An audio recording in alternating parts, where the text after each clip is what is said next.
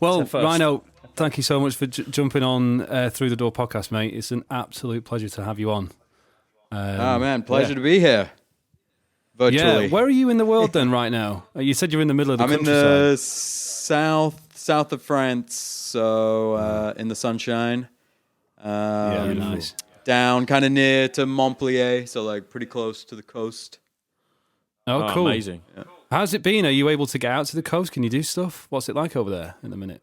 So where I live is like really countryside. Like I'm just surrounded by vineyards and like the nearest village is like 200 people. So around here it's pretty it's pretty chilled. And you know, like luckily I've got a garden and stuff, you know, like we've even got a pretty big garden. We've got a pool and everything. So like it's been pretty chilled, I would say. Except obviously like no touring for me. So that's been, yeah.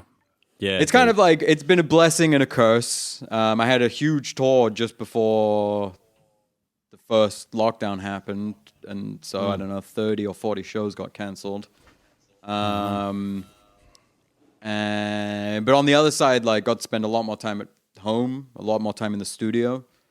Been working on like new stuff, but also new techniques, and like forcing myself to learn new instruments, that kind of thing. So, you know, I feel like I've come out of the whole thing as a better person, maybe. I don't know, or a worse person.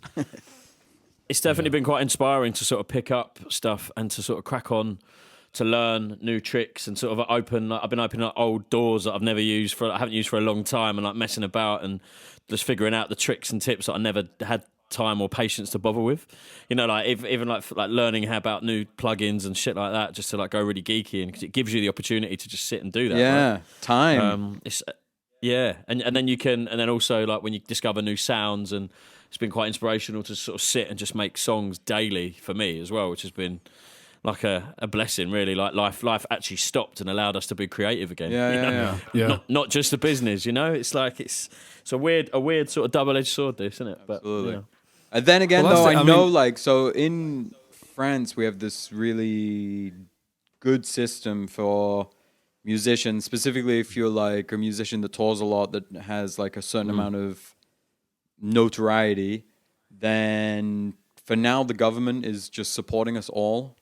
Wow, nice. There's this thing that you have anyway in France, which is called intermittence, so like intermittent work. So basically it means that like if you have to do 52 shows within a year, and they all have to be paid a certain amount. But after that, for the next year, the government gives you money every single day if you're not really doing a gig. So that way, it's to encourage. It's not only musicians. It's like musicians, actors, directors. I think even painters, like just arts in general, get it, and all the technicians as well. So the light guys, the sound guys, everybody. Studio technicians, and then that way it means that you can have time to create new projects, and you're not constantly forced to be either doing another job or working nonstop on tour, you know.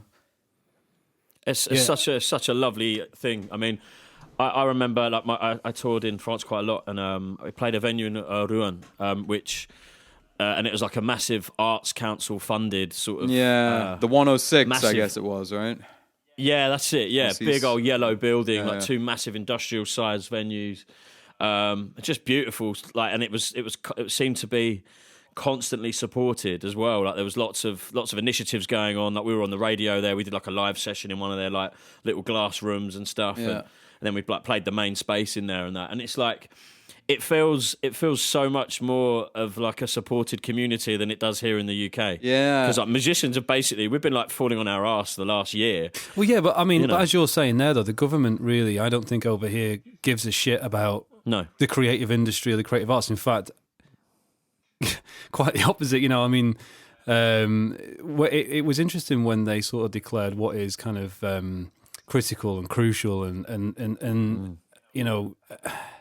Yeah, I don't know. I just think it was handled really badly. But I think you can feel that when you go to France. You know, you can feel that culture and art is supported. And I think that's something that's missing in the UK. They take it like super seriously, and they really have a lot of like, well, they're just super proud of their culture, you know, which is why I think over the entire world, people look at like France as being like high culture thing, you know, like even like circus acts in France are considered like high culture. Like there's like a huge esteem and respect for like, I don't know, acrobats and people that work in the circus, because for them it's like it's another art form, and all of them are also supported at the moment within the same kind of criteria. And then, as you said, like that venue you played in Rouen, like in every single big city in France, and even some of the small cities, you always have a venue that is funded by the government. And so the technicians and the sound stuff and everything is all supported by the government. And it also means that the guy running the place can take risks and book artists not having to worry on ticket sales, because he knows that if it doesn't sell enough tickets, he still isn't losing personal money. It's not his business. It's supported by the government. And in fact, the initiative is that they have to make sure that they're representing culture in a way that they do at least one jazz act, at least one reggae act, at least one rock act, hip-hop act So every month, you know? So they have to like fill it to make sure that they're representing all kinds of culture. So it's super cool. I think it's so important. I mean, in the UK, it's so different that you find that, especially like if you look at London and small venues, they're just getting squeezed out all the time. And it's a real disappointment, because you have these kind of like built up areas, and then property builders come in and they build these tenement flats and stuff around like a venue, a small venue. And then everybody in the new flats complains that there's music in the venue, and then the venue loses its license and gets kicked out. And this is an actual process that these property developers are actively targeting, because then they get another, once that venue's gone, they get to convert that too, and it's an active thing. And you just think, shit, like, it's insane. It is insane. I mean, I remember, so like in another lifetime of mine, I was running a club in Liverpool called The Magnet. Oh, really? Which one? Which one was it? The Magnet. The Magnet. Okay. Right, okay. Used to do all the like kind of main hip hop, funk, soul, and it was around the time that like dubstep, drum and bass was obviously already around, but when dubstep was like beginning to explode on the scene, they were doing all the first things like that, you know. And so I was like the I don't know, artistic director, if you want. Did you work with Temper Records by chance, and Forward Agency? I mean, I booked from them. Did you book from Forward? Because the mother of my children basically ran Forward Agency, and she worked at Temper Records. Okay, so she represented Benny and Scream and all that lot. Yeah, for like I mean, years. I remember at the beginning getting, I reckon I must have been getting Scream around when he was at still like 450, 500 quid or whatever, you know. Yeah. Do you know? And I mean, I remember they went over to Coda, I think, eventually, or Primary, one or the other. And it was like, I remember Amy going, so dubstep's just got massive and I've lost every single one of my DJs. Fan-fucking-tastic. I feel like maybe, was it maybe like N-Type and things like that I was still getting from Mark. Forward? Yeah, N-Type, yeah. He's lovely, Mark. Yeah, he's super nice. I booked him a few times to come play. It was really nice. I remember... We had Benny Hill on the podcast as well a little while ago. Yeah. Horsepower Productions. I mean, Benny is one of the loveliest, sweetest humans, alongside Chris Plastician as well. All those like Croydon lot are just like, their stories are amazing, and we'll obviously get into yours about your music making shortly. But before I rudely interrupted about your booking, but no problem. I was just going to say that like I remember the venue, and then there was a restaurant next door, and they were like, you know, constantly making us change our opening hours and stopping everything because of the sound problems, and they arrived after us, you know. We would have like these dubstep nights, and the bass would be like moving the building so much that they'd lay the tables at the end of their dinner, you know, like so that they were ready for the next day, and in the morning they'd come in and there were no glasses left on the tables and stuff like that. But, you know, at the same time, don't open a restaurant above a venue. Like, that's like, a good advert for the venue. Yeah. And for Function One sound systems as well. Exactly. All them subs, man. That 25k situation, you know. Yeah. Oh, it's interesting. But and also as well, while we're talking about the kind of like lockdown thing, I hate dwelling on it, but thank you so much for putting so much interesting content out on your Instagram, by the way. Yeah, man. Both Warren and I keep passing your videos to and fro. That all of them have got these really like positive, sunny time vibes. Yeah, man. But the originality that you're coming up with is just astounding to me. I love finding people like you because to me, it's like the tip of the iceberg. I find you on Instagram and then I start digging in and then I find out you're a part of this bigger group and then I get to kind of like dig through the treasure troves and it's really good. But, you know, thank you for putting that content out. You know, the distillery sessions and the stuff where you're looping your kid and then doing like kind of TV show stuff. Yes. Where'd you get the inspiration for this stuff from? I mean, I got to a point in lockdown where I was working, so like my other group that you mentioned, ASM, we were working on stuff and we like finished an album with them. I started doing loads of stuff. I was working on a new live show and I was a bit like, I've got all this stuff going on, but I've got no way to really put it out. And I am worried that by the time a year, 2 years has passed, like my following and people like won't have heard me much. And so I thought to myself, you know what, I'm going to force myself no matter what. Every single Wednesday, I'm going to put a new video online.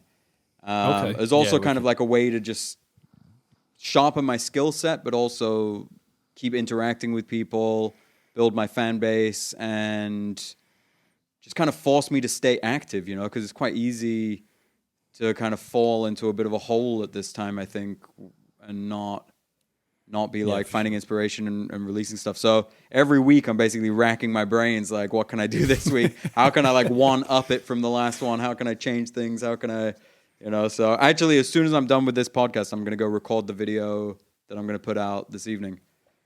Oh, really? Nice. Gotta go do that in a minute before the sun goes. I was mad into your PlayStation Dance Mat MIDI controller. Yeah, man. That thing is crazy. Dude, it's just...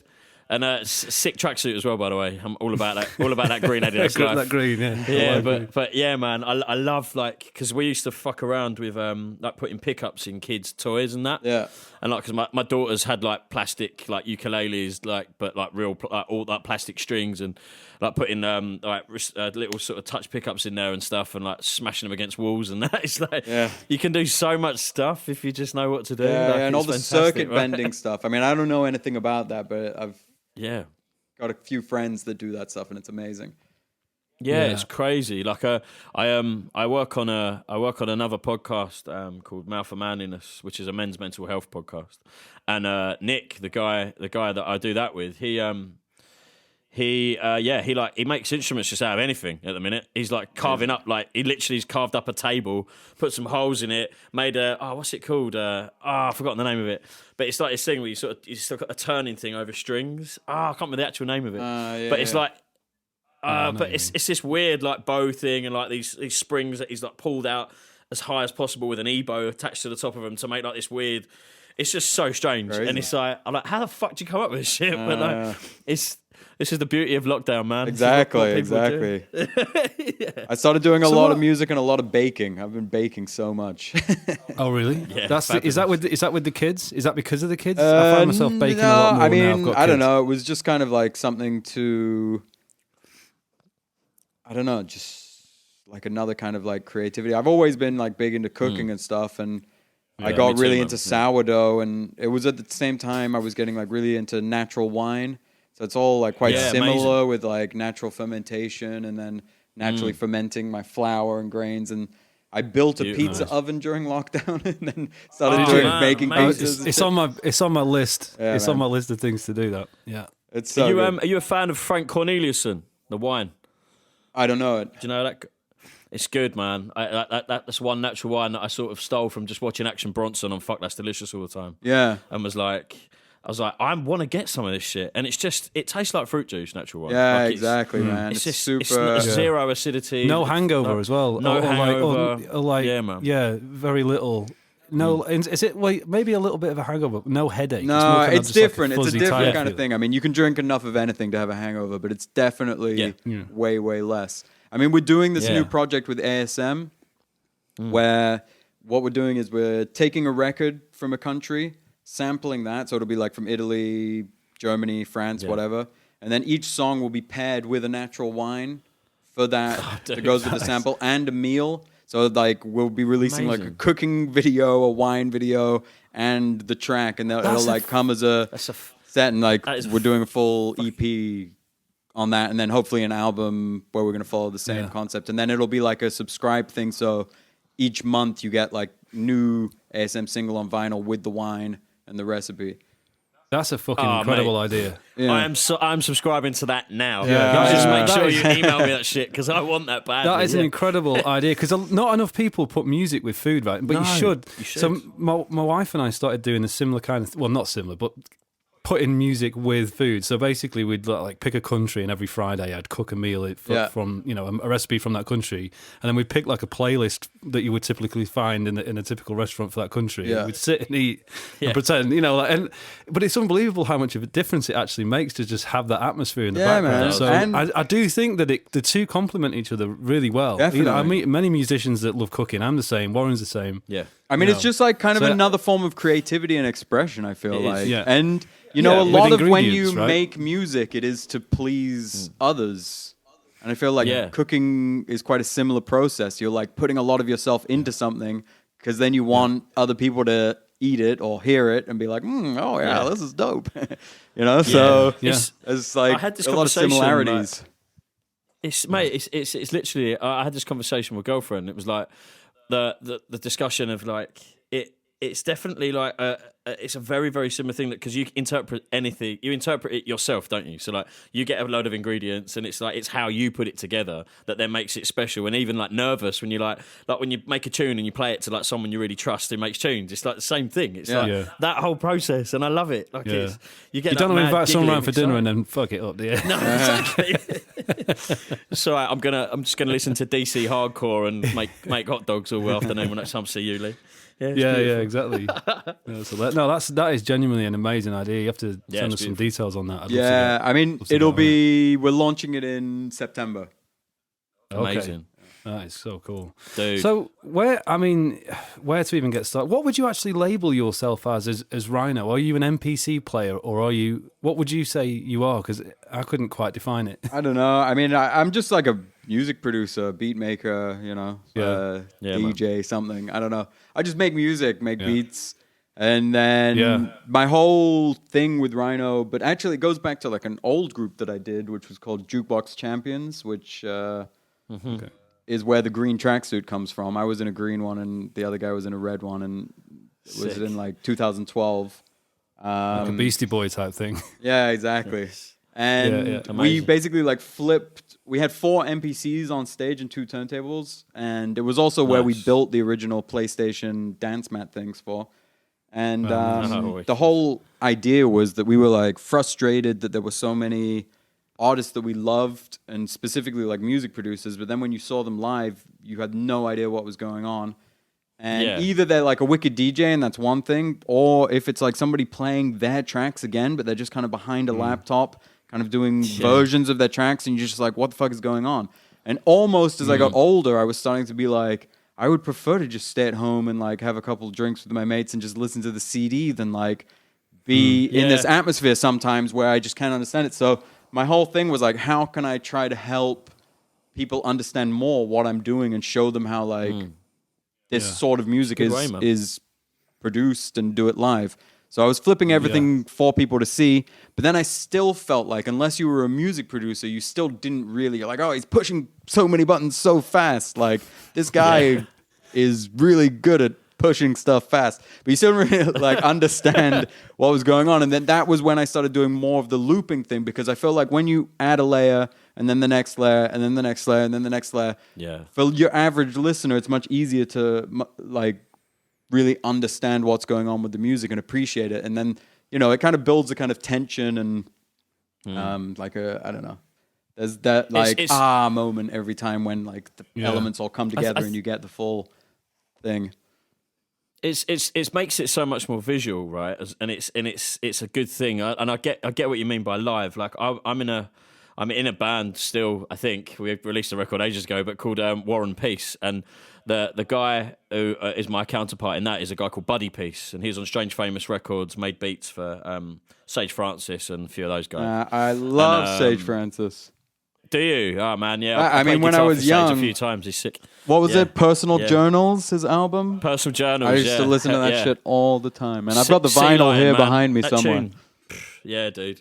I mean, and it's like I found a lot about sort of backpacker hip hop and that sort of from just I worked with Sage for some BBC stuff we did. And then I was in B. Dolan, who's also on Strange Famous Records. I was in his live band in the UK for a while. Nice. And so Buddy and I made this record, and the struggle we found, I think, was like with an MPC. So he was sort of doing all the drums and the synths, and I was playing guitar and keys and screaming into a microphone basically and shouting and bits and bobs. And like live, it's quite hard because obviously no one can see the amount of time it takes to make that perfect drum beat or make that perfect snare sound or that kick sound. So, and all they don't see a drummer, they just see this guy tapping, right? Yeah. So we ended up sort of we faced each other on stage. But to the very front of the stage with our monitoring sort of on this table and like in our ears and bits and bobs, purely so it became like a live show, and it was so they could actually see his hands going crazy and it being reactive, because it's also not as loud, and like you need a good sound engineer to sort of manage to make those drums. It doesn't drop like a live kit. It doesn't drop like a live drum not kit. Live. No, unless you're clever with on stage monitoring, and like if you have like on stage speakers, which we sort of played with putting like the kick and the snare through like a guitar amp on stage, so it was still hitting from the stage. And then we found that there was a bit of latency and shit like that, and it started to sort of ruin and make it difficult. So we kind of again like it's about making like how you go from being a programmer or a producer to live, and it not just being like a boring playback set, right? Yeah. So it forces you to become a bit more creative. One of the interesting things, though, that I have noticed, especially with what you do, and there's a couple of other artists that I've seen doing similar things, is they take advantage of the interface of the MPC by tilting it so that the audience can see what's going on. Yeah. And actually, they're pretty to look at, right? Because you've got all these flashing lights and they're in sync and stuff like that. But yeah, I mean, the rig that you use, I mean, you're running up and down kind of like a rig of. There's a Kai on there, and there's like, what have you got? Ableton Push, I think. Yeah, I mean, it depends what I'm doing at the moment. I kind of switch out different things, but for the actual live show, usually I'll have an Akai MPD, which is very similar to an MPC in its like format, but it's connected to Ableton rather than the MPC is usually a standalone. And then in Ableton Push, I have a turntable. I have like an Novation keyboard. I have a drum pad, like a live drumming pad, basically. Is that like the SPDS, or is that? It's a different one. It's Alesis one. Alesis, cool. Okay. Which I would say is not as good as the Roland Jobby. The SPDS. SPDS. I've got one. Yeah, I've used it for a while. Yeah, they're good. The good. Alesis one is not so good, but the company is owned by the same company that does Akai, and I'm sponsored by Akai, and so you know, we can edit that bit out then. It's all right. Really they know. They've made a new version which is better now. They know. Do you know what though? When I started watching your videos, I started thinking I'd made the wrong decision, because I've only just recently got into making beats via MPC, so sitting and actually making them, and I'm loving it. But I was on the fence between going Akai, and I went Machine MK3. Yeah. And I don't know whether I made the right decision. I think I should have gone Akai. Now that I'm watching kind of like what you can do with an Akai, I think I've limited myself a little bit with the Machine, but I don't know. I feel like have you messed around with them? Not much, but I think it's like, if we debate Logic and Ableton right now, I think it's just all about whichever one you know better. You know, Yeah. People do insane stuff with the worst equipment sometimes, you know, like. Yeah, of course. Oh, I know, yeah. Have you ever messed around with, not that I'm going off the back of worst equipment, but the teenage engineering stuff? No, I would really like to. The OP1. I've got on one my list. Yeah, I've got one literally lying around, so I can't see where I've put it. It was on my desk. That would have been a good lockdown project, actually, for me, because I've been thinking for ages, but every time You know, like every time you get something new and then it takes ages to learn it before you're like comfortable to really get your ideas out of it quickly and stuff. And so I've just been waiting for the right moment, but... Yeah, they're super intuitive. And the thing is, they're quite limited in a good way. Yeah. So you have to really use your brain to get past its limitations to get the most out of it, which if you like, I don't know, are you still looking at the screen? Yeah. Yeah. So this is the one I've got, which is the KO. Okay, you got the pocket operator. Okay, yeah. Yeah, the pocket operator. You can get covers and stuff for them. I saw they just released a Street Fighter one as well.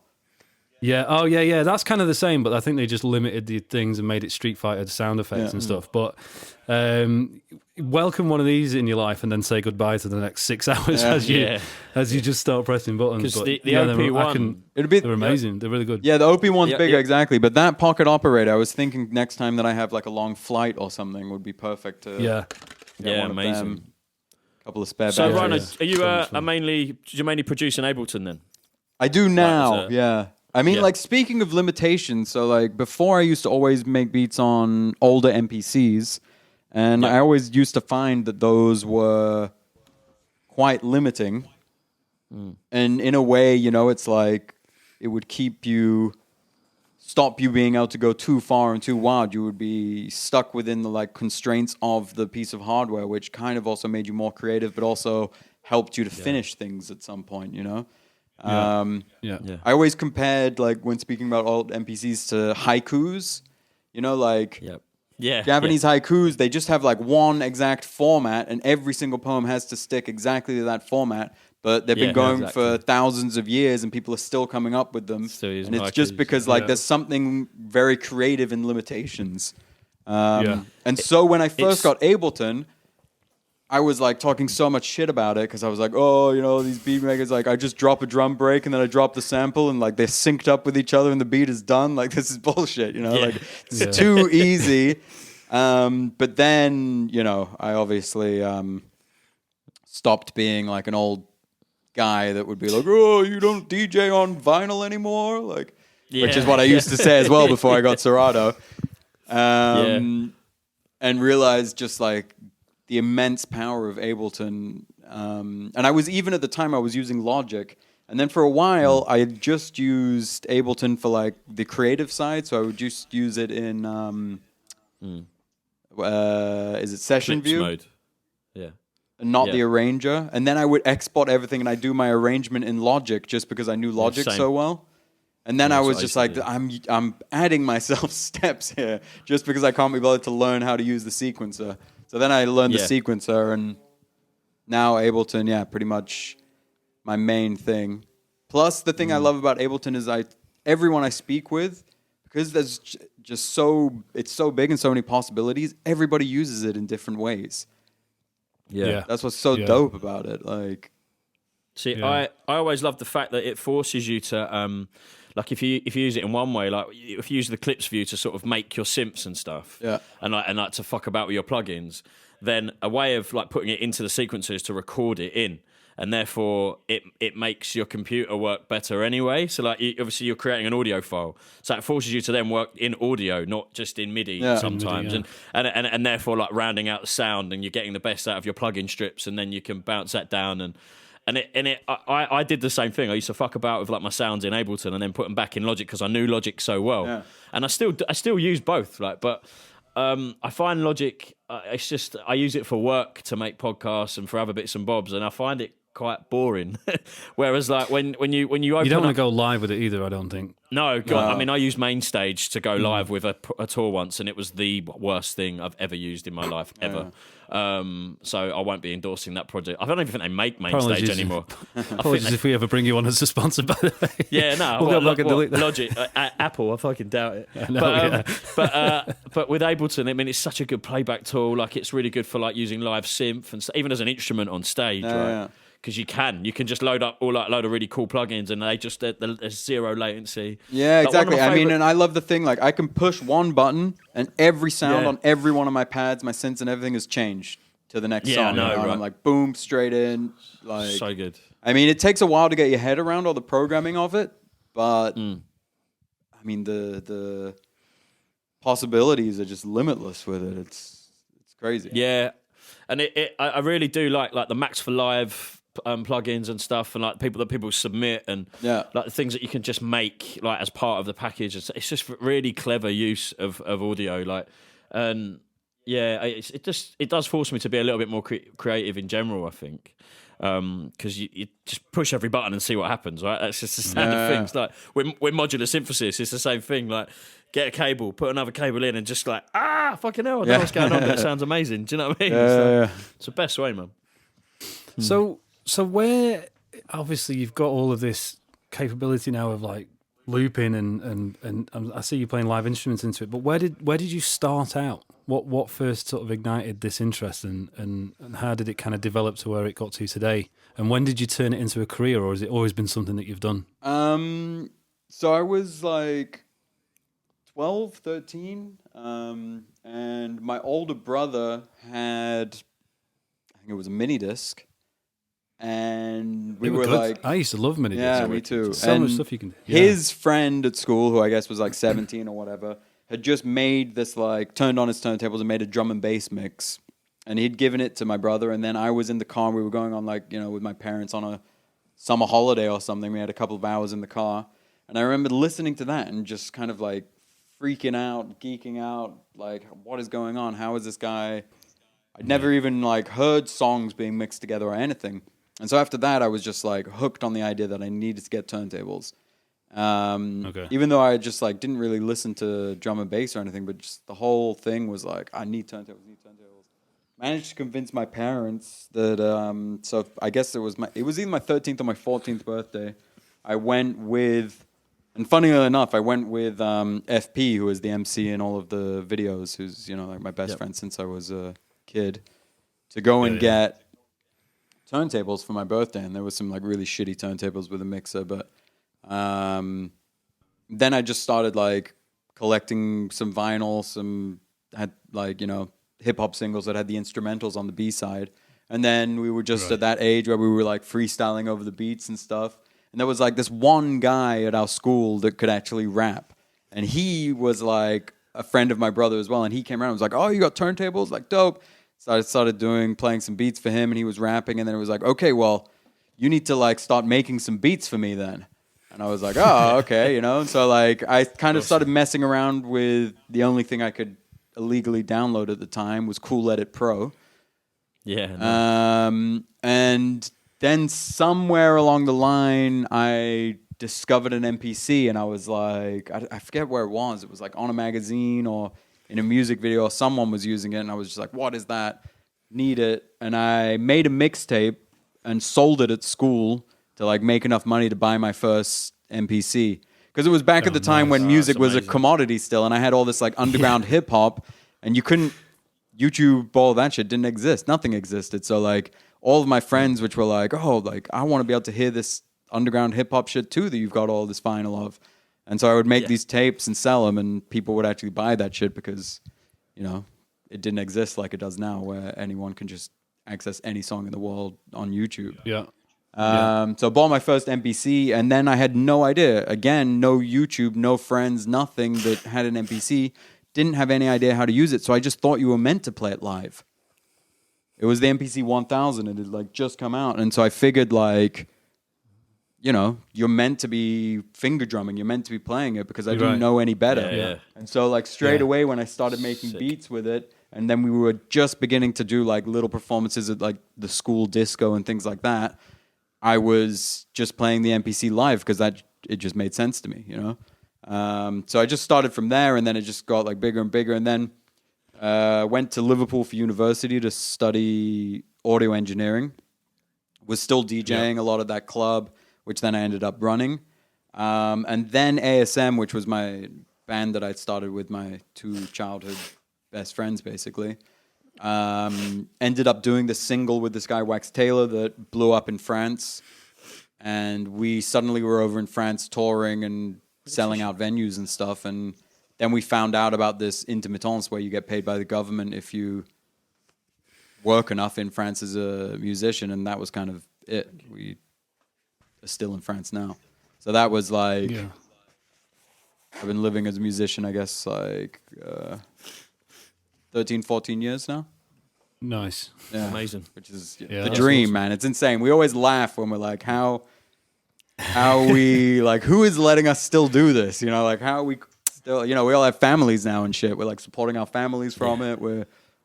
I mean, it's insane. Yeah, but dude, beautiful, though, man. if you're making cassettes and selling them at school, you're setting a precedent for you're laying the foundation. I guess, for how yeah. it's going to be, right?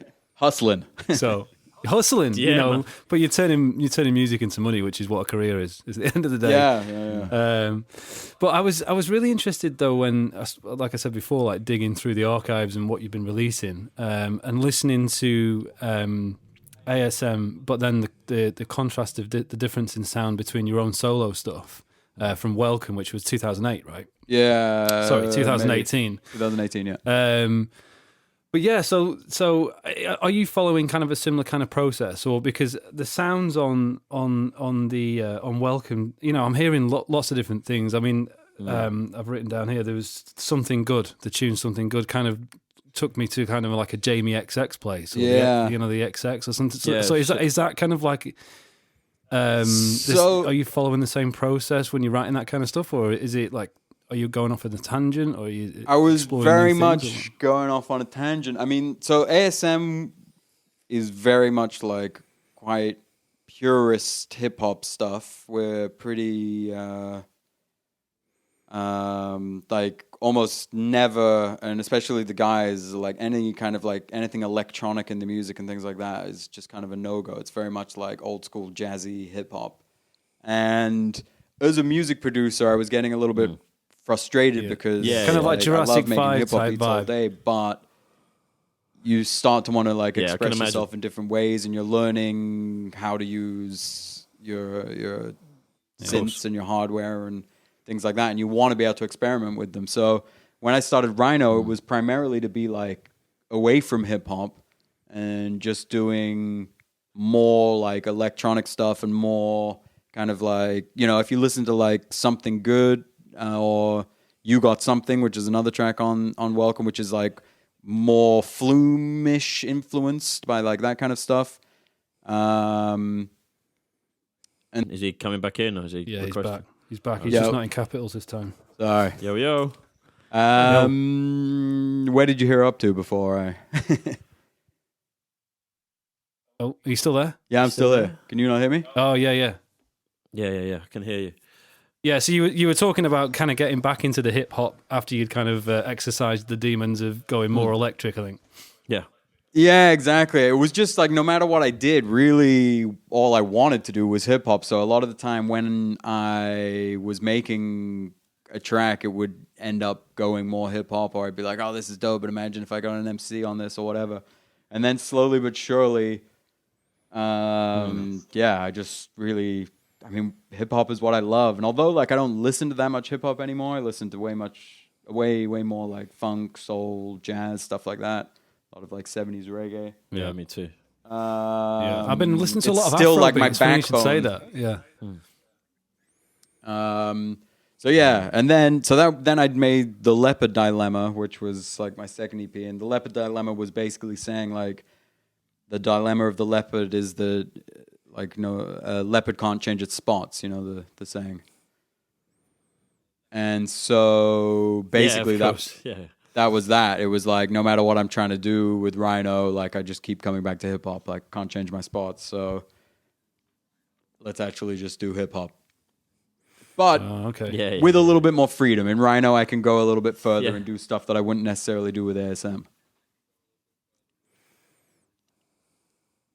I think it's evident like with the videos I've seen with like your classical like cuts, which is like that's a real nice thing to do in terms of, again, like not using standard jazz samples to sort of make beats and fucking with classical phrasings and stuff and string sections, and then working with MCs, because like those live videos they work so well, man. And it's like it's the intelligence that you've clearly, that like the way you've cut and the way like you're using the MPC to cut from track to track and stuff as well is like, yeah, I was enamored by that actually. It's nice, and you can see like you really really enjoy it as well. Yeah, So it's like, and it all comes sick, back man. to my understanding of hip hop, you know, which is like where all of my like knowledge base is, you know. It's definitely Yeah. like I'm a pretty deep hip hop Well, it's- nerd. it's really interesting because like I know quite a few like hip hop producers. They make it across genre, but like that's the reason I say they are hip hop producers because it comes from like that crate digging attitude. But like further deeper than that though, because like everyone I've ever known has got a hard like that makes hip hop specifically has got a 500 gig hard drive full of just drum cuts and like how many drum kits that they've got on various like fucking MPCs or discs or whatever, and it's like I need a snare drum, and he's like, give me an hour and a half and I'll find exactly that snare. Hold on just a minute. And then like I'm just sitting there just like fucking hell. And it's that mentality because it's so much patience in finding the right samples, right? For sure. Like I've got like loads of Dilla samples that someone gave me, a massive like 20 gig folder full of like stuff that was used on Donuts, I think.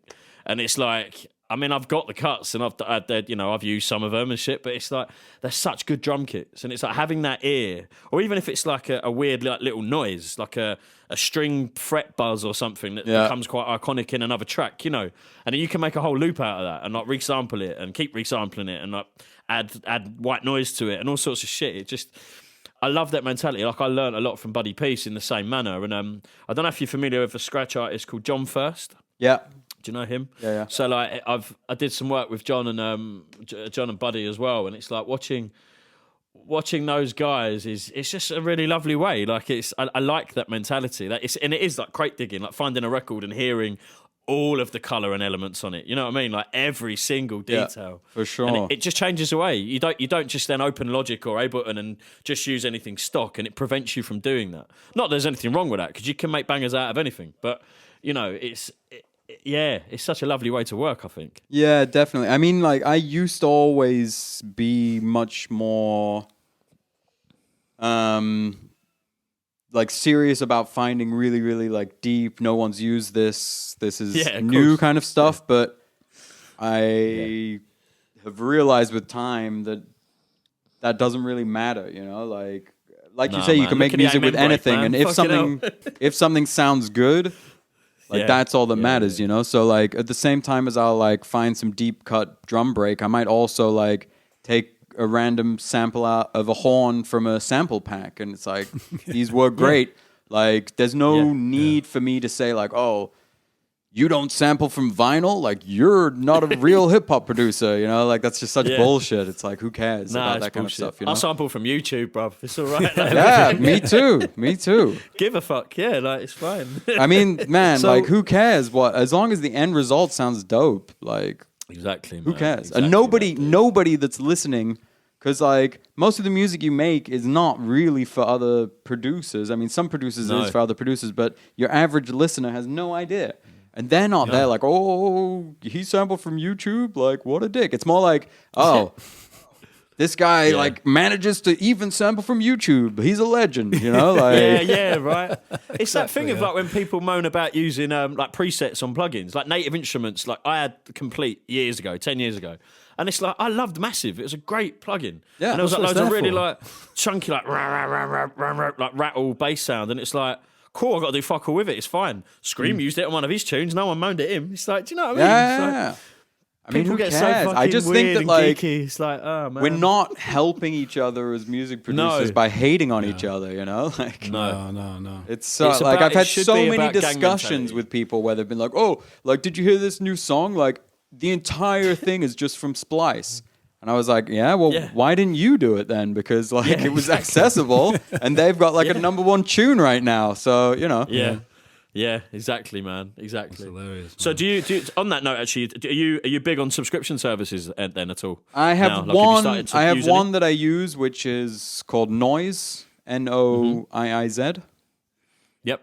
I'm aware of it. Yeah. Cool. Which I use, and I know now after everything I just said, I feel like it's less popular than Splice, which is why I use that one, not Splice, because I feel like I can find more stuff on there that I haven't heard already on other songs. Which is cool. And like I don't feel like I need more than one, so I just have that one. I think it's nice. I'm finding like we were having discussions about like plugin alliances, subscription services for loads of their bits and bobs. You've got that, haven't you? Like I still use Waves quite a lot. I still sort of dabble with natives, and like I've still got some really, like, old Macs that I haven't updated for like years or consciously, that's never been on the internet, that have got like loads of crack shit if I need stuff. Like, you know, like I don't endorse crack software, just FYI for potential sponsors of this podcast. Don't do crack, kids. No, don't do crack, kids, exactly. But sometimes you can like still get some decent shitty sounds and bit. Like I used to love Predator, Rob Pappen Predator. That plug-in for me was like when I was sort of fucking around with like dark garage and grimy sort of sounds, like, and again, just all out of the box, because you'd listen to like even stuff that used to be made on PlayStation. Do you know what I mean? It's like, if you know what to do with it, it's fucking sick, isn't for it? sure. Like, I mean, and then afterwards we can talk. I mean, like obviously like new hip hop or trap or whatever you want to call it, like pop these days. I mean, the entire genre is just made off of the preset sounds of the 808. You know, like the whole thing. It's responsible for a lot of music that 808. Yeah. Who made? Do you know who is it? I can't remember the company that remade the 808 based on the old circuitry. Is it Arturia? No. I think Behringer did it, didn't they? I don't know. Behringer, that's it. They did, yeah. Behringer remade the 808 and the 909, right? Yeah, I think so. I haven't used them.